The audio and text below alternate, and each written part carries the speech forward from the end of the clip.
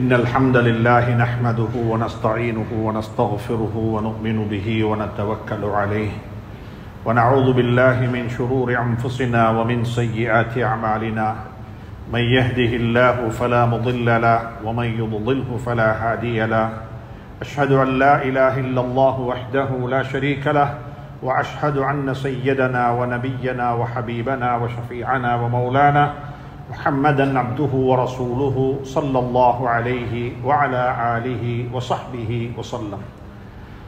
عباد الله أوصيكم وإياي بنفسي بتقوى الله وحدوا الله تعالى فإن التوحيد رأس الطاعات.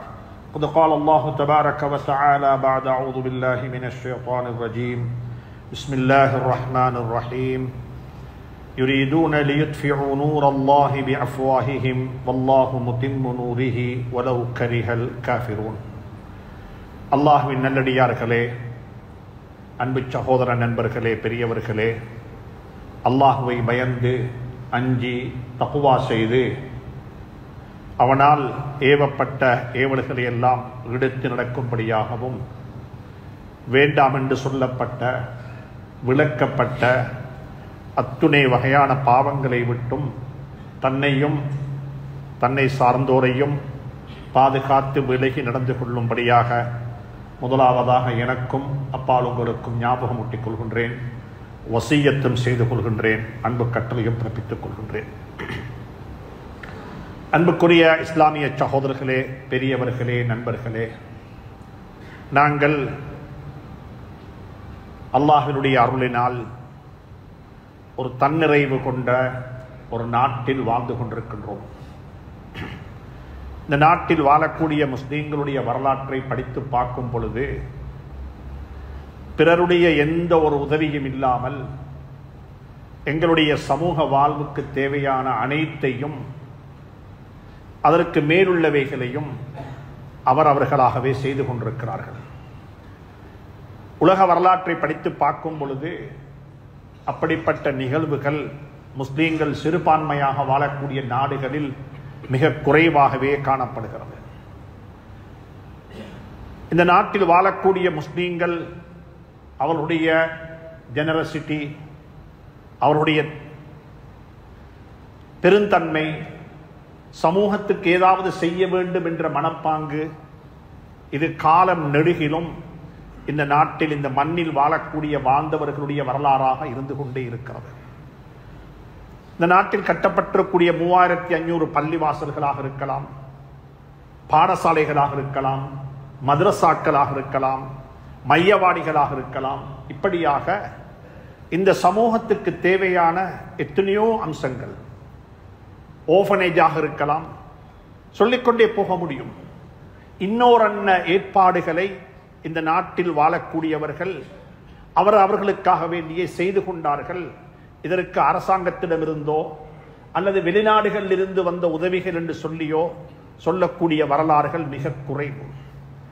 நாங்கள் வெளிநாடுகளுடைய உதவிகளை தங்கி நிற்க வேண்டியது ஏற்பட்டது சமீப காலத்தில் தான், 1970களுக்கு பிறகுதான். 70களுக்கு முன்னால் நாங்கள் எப்படி இருந்திருக்கிறோம் என்றிருந்தால் வரலாறுகள் சொல்லுகிறது, டாக்குமெண்ட்ஸ் இருக்கிறது. நாங்கள் இங்கிருந்து அரபு நாடுகளுக்கு கூட பணம் அனுப்பி வைத்திருக்கின்றோம். 2வது உலக யுத்தம் ஏற்பட்டு மக்கா முக்கர்ரமாவுக்கும் மதீனா முனவராவுக்கும் ஹாஜிகள் போவது தடைபட்டதின் காரணமாக இன்று காசாவில் மக்கள் அவதிப்படுவது போன்று அன்று மக்கா மதீனாவில் வாழ்ந்தவர்கள் அவதிப்பட்டுக் கொண்டிருந்த சந்தர்ப்பத்தில் இலங்கையில் வாழ்ந்த முஸ்லீம்கள் அரபு நாட்டுக்காக வேண்டி நிதி சேகரித்து அனுப்பி வைத்த வரலாறும் இருக்கிறது. இந்த மக்களை பொறுத்தவரையில் அல்ஹம்துலில்லாஹ் கொடுப்பதிலும் ஏதாவது செய்ய வேண்டும் என்பதிலும் மிகவும் நல்லுள்ளம் கொண்டவர்கள். அந்த பழக்க வழக்கம் இன்று வரைக்கும் இருந்து கொண்டே இருக்கிறது.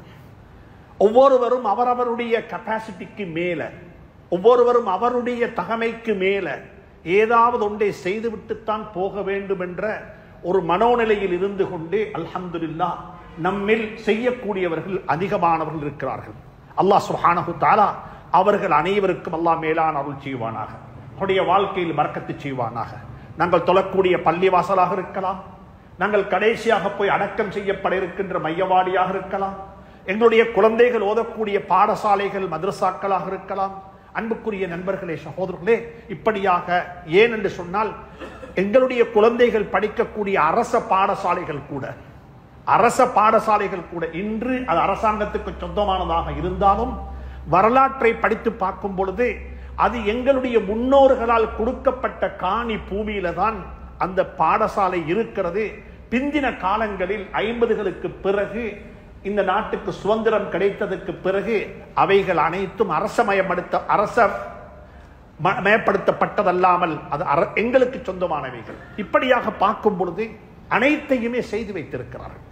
அன்புக்குரிய நண்பர்களே, சகோதரர்களே, அந்த அடிப்படையில் நாங்களும் ஏதாவது செய்து வைக்க வேண்டும்.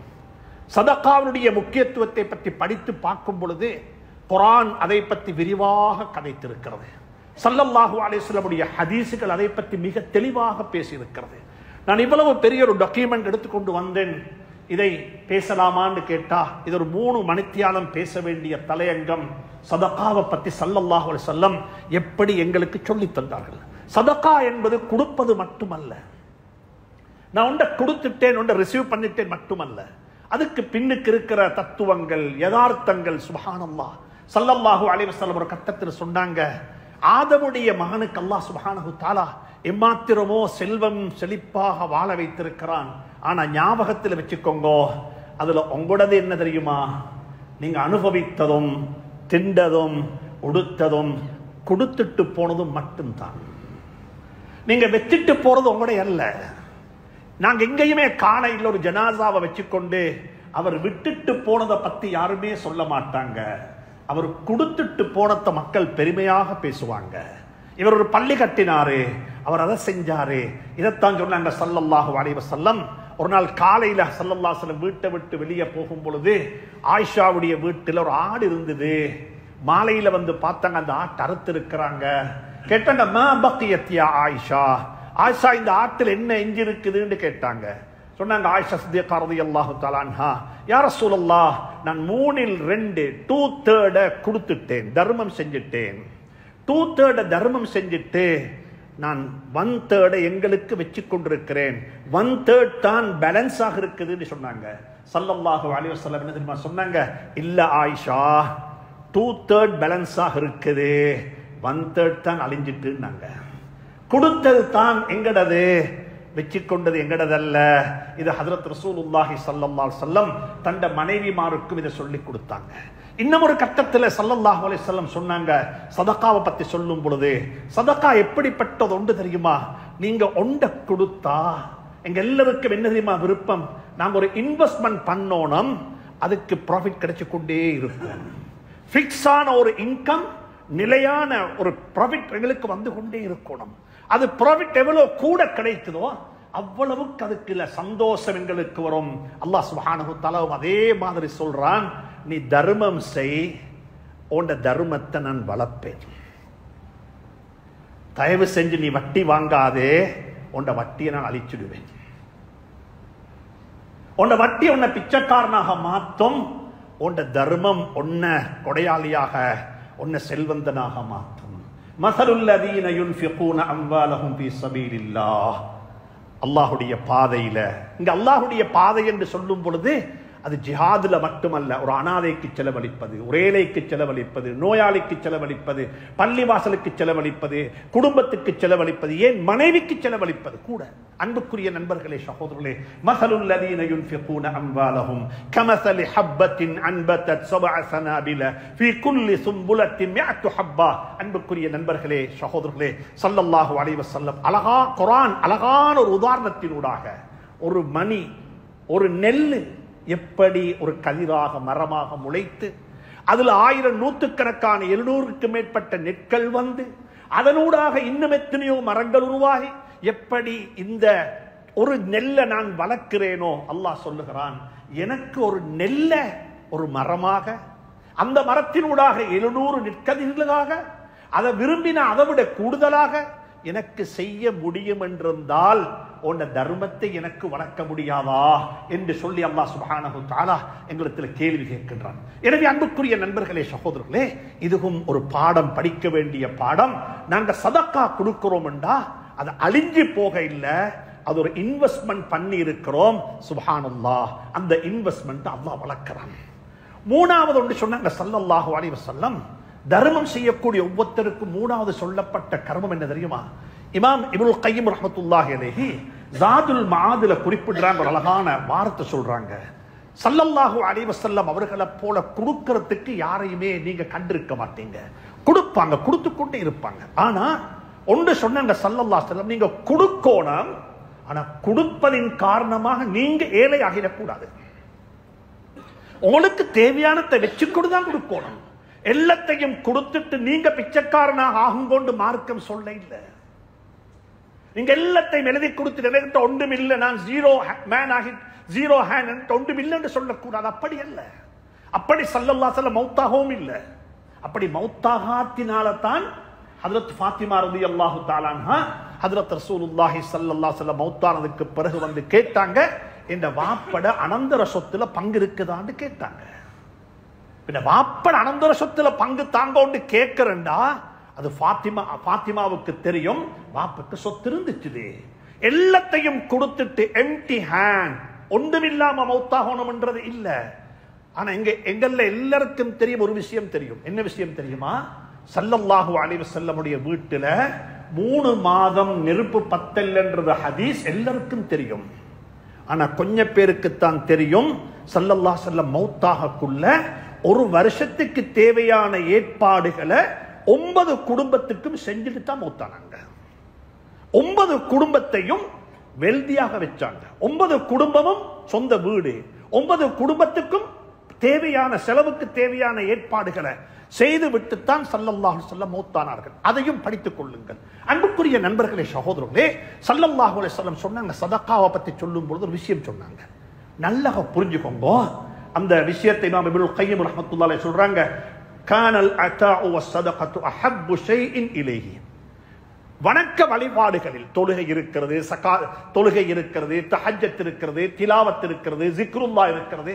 எல்லா வணக்க வழிபாடுகளிலையும் ஸல்லல்லாஹு அலைஹி வஸல்லம் அவர்களுக்காக விருப்பமான அமல் தான தர்மம் கொடுப்பது, சதகா கொடுப்பது. வகானல் அதாஉ வஸ்ஸதகத்து அஹப்பு ஷைஇன் இலைஹி வகான சுரூருஹு. பணத்தை கொடுத்தா, ஒருத்தருக்கு ஒரு உதவி செஞ்சா ஸல்லல்லாஹு அலைஹி வஸல்லம் எவ்வளவு சந்தோஷம் தெரியுமா? இதை கொஞ்சம் இப்படி சொல்லுவோமே, ஒருத்தர் வந்து உங்கள்ட்ட உதவி கேட்டாரு. எதுக்கு? அவருடைய மகளோட கல்யாணத்துக்கு, மூத்த மகளோட கல்யாணத்துக்கு எனக்கு ஒரு உதவி செய்யுங்களேன்னு உதவி கேட்டாரு. அவருக்கு தேவை எவ்வளவோ அந்த அமௌண்ட்டை நீங்க கொடுத்தா அவருக்கு எவ்வளவு சந்தோஷமாக இருக்கும், அவருக்கு எவ்வளவு சந்தோஷமாக இருக்கும்.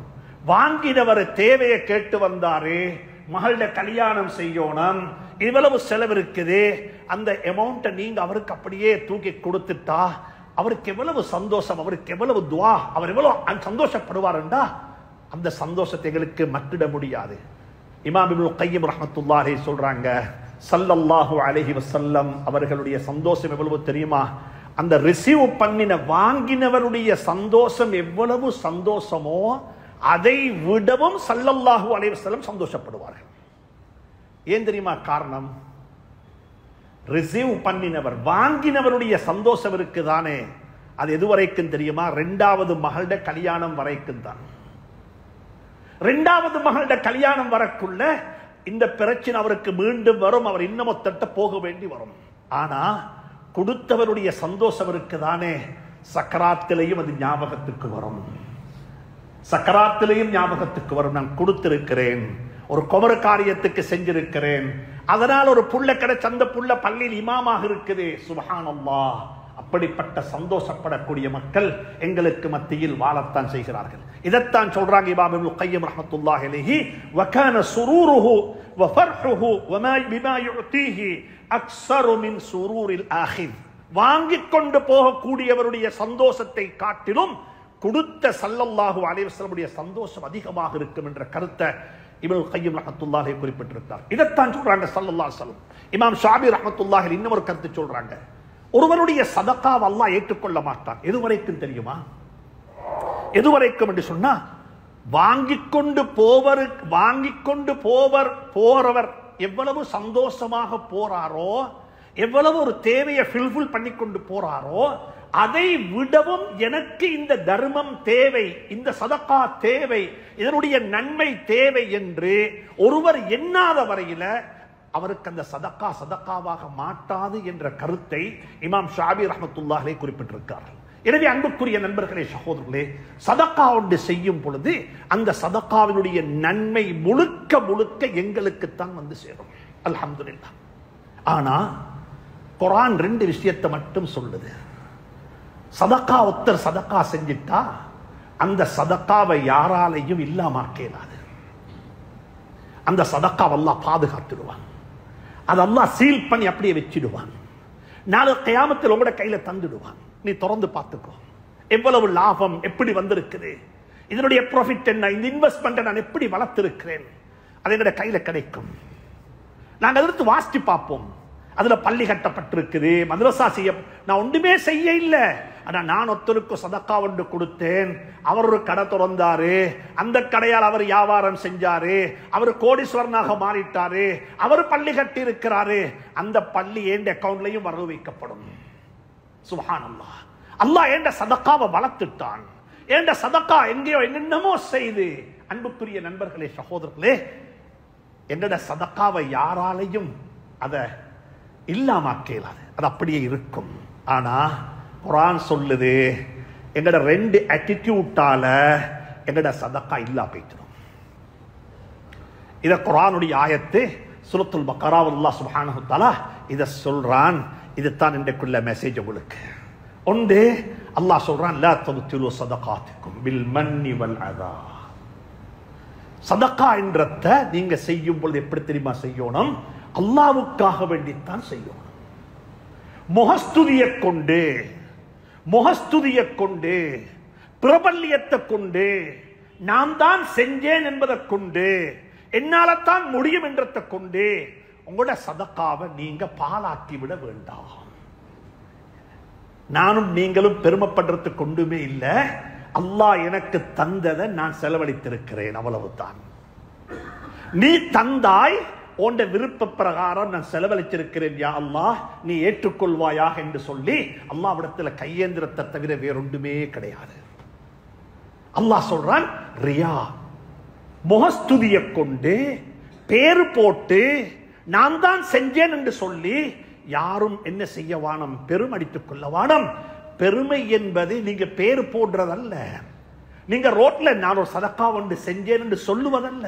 உங்களோட மனசுக்குள்ள வரக்கூடிய ஒரு அகங்காரம், மனசுக்குள்ள வரக்கூடிய ஒரு பெருமை, மனதுக்குள்ள வரக்கூடிய ஒரு தன்மானம். சுப்ஹானல்லாஹ், நான் தான் செஞ்சேன் என்று உங்களுக்குள்ள மக்கள் சொல்றாங்க, நீங்க செஞ்சிருக்கிறீங்க, மக்கள் பேசுறாங்க, அது உங்களுடைய இஹ்லாஸுக்கு எந்த தடையும் கிடையாது. இன்றைக்கும் கூட மதீனா முனவ்வராவுக்கு போனா உஸ்மான் ரலியல்லாஹு தஆலாவுடைய வக்ஃப்ன்றாங்க, ஆயிஷா சித்திகாவுடைய வக்ஃப்ன்றாங்க, அலி ரலியல்லாஹுடைய வக்ஃப்னு சொல்லி எத்தனையோ வக்ஃப்களை காட்டுறாங்க. அன்றைக்கு செஞ்ச வக்ஃப் இன்று வரைக்கும் டாக்குமெண்ட் ஆக்கப்பட்டு அது அப்படியே வைக்கப்பட்டிருக்கிறது. அன்புக்குரிய நண்பர்களே, சகோதரர்களே, அது முகஸ்துதி என்பது, ரியா என்பது அது பேரு போடுறதல்ல. பேரை போடுங்கோ, முஸ்லீம்கள் செஞ்சிருக்கிறாங்க, இன்னால் செஞ்சது பேரை போட்டு செய்யுங்கோ. அப்பத்தான் எங்கட பேர பிள்ளைகளுக்கு ஒரு ஆச்சரியம் வரும், சந்தோஷம் வரும். அப்பட வழியில நானும் போகணும், வாப்பட வழியில நானும் போகணும், எங்கட குடும்பத்துடைய வழியில நானும் போகணும் என்ற உணர்வு அவங்களுக்கு வரும். ஆனா மனதில் நம்பிக்கோங்கோ, அல்லாஹுடைய கிருபையை கொண்டு லா ஹவுல வலா குவத்த இல்லா பில்லாஹ். இரண்டாவது ஒன்றுதான் தர்மம் செய்யக்கூடியவங்களுக்கு அல்லாஹ் சொல்றான், நீங்க தர்மம் செஞ்சு போட்டு யாருக்கு உதவி செஞ்சீங்களோ அவங்களுக்கு எந்த ஒரு தீங்கும் விளைவிக்க வானம். எங்கட சமூகத்தில் நடக்கும், தெரியாம நடக்கும், குடும்பத்தில் நடக்கும்.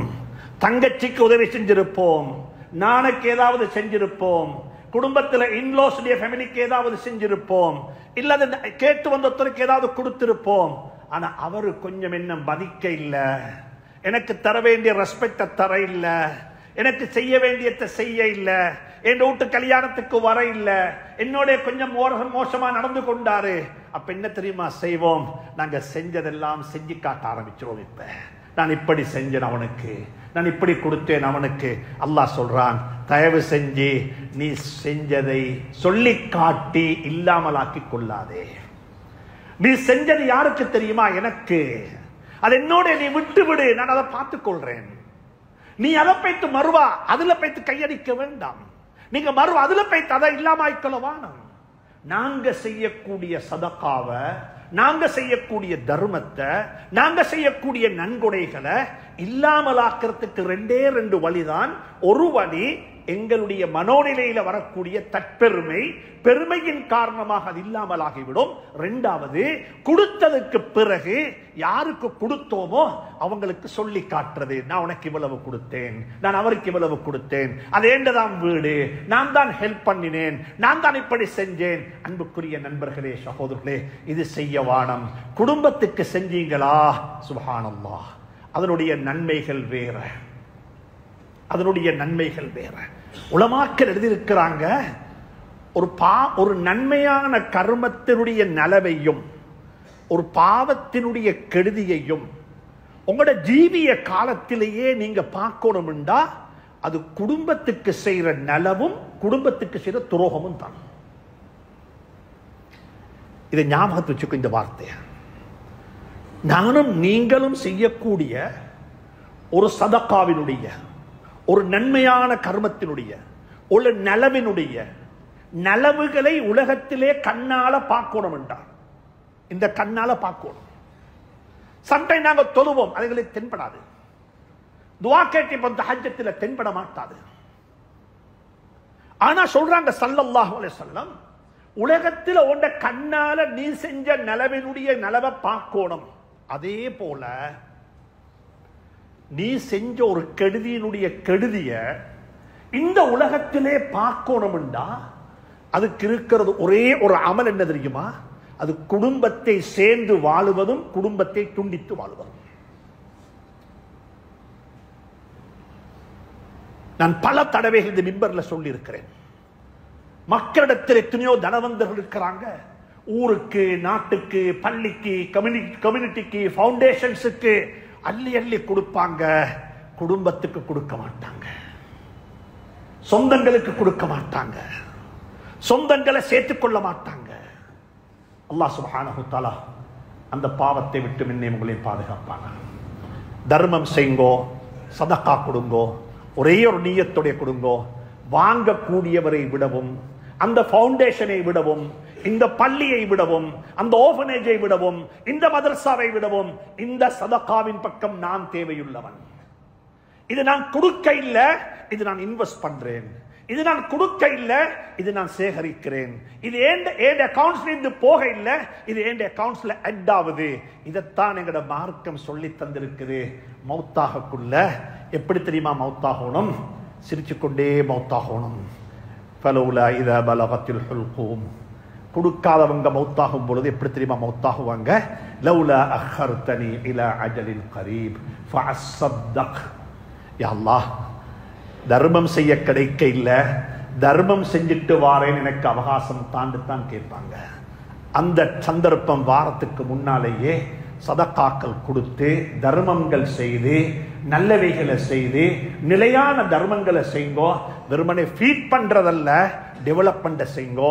வெறுமனே வைத்து நிறைச்சவானம், மக்களுடைய தலையை நிறைங்கோ. மக்களுக்கு ஹேண்ட் அவுட் கொடுக்கவானம், மக்களுக்கு கையை கொடுத்து மக்களை தூக்கி விடுங்கோ. அன்புக்குரிய நண்பர்களே, சகோதரர்களே, சமூகத்தில் சதகாவும் தர்மமும் ஒரு ப்ரொஃபஷனலாக செய்யப்பட வேண்டிய காலத்துக்கு நாங்கள் வந்திருக்கிறோம். அல்லாஹ் சுப்ஹானஹு வ தஆலா என்னையும் உங்களையும் பொருந்திக் கொள்வானாக. எனக்கு உங்களுக்கு ஆரோக்கியமான வாழ்வை நசீபாக்குவானாக. எங்களுடைய முன்னோர்கள் எங்களுக்காக வேண்டி இவைகளையெல்லாம் செய்துவிட்டு போயிருக்கிறார்களோ யா அல்லாஹ், அவருடைய மன்னரைகளை பிரகாசமாக்குவாய். அவர்கள் பேருபகாரிகள் யா அல்லாஹ். இந்த நாட்டில் நாங்கள் வாழும் பொழுது தலை நிமிர்ந்து வாழுவதற்கும் எங்களுக்கு தேவையான அனைத்தையும் அவர்கள் செய்துவிட்டு போயிருக்கிறார்கள் யா அல்லாஹ். அன்னார்களுடைய கபறுகளை பிரகாசமாக்கி வைப்பாயாக. அதே போன்ற நற்கர்மங்களை நாங்களும் செய்துவிட்டு உன்னை சந்திப்பதற்கு துணை புரிவாயாக. வ ஆகிர் தஅவானா அனில் ஹம்துலில்லாஹி ரப்பில் ஆலமீன்.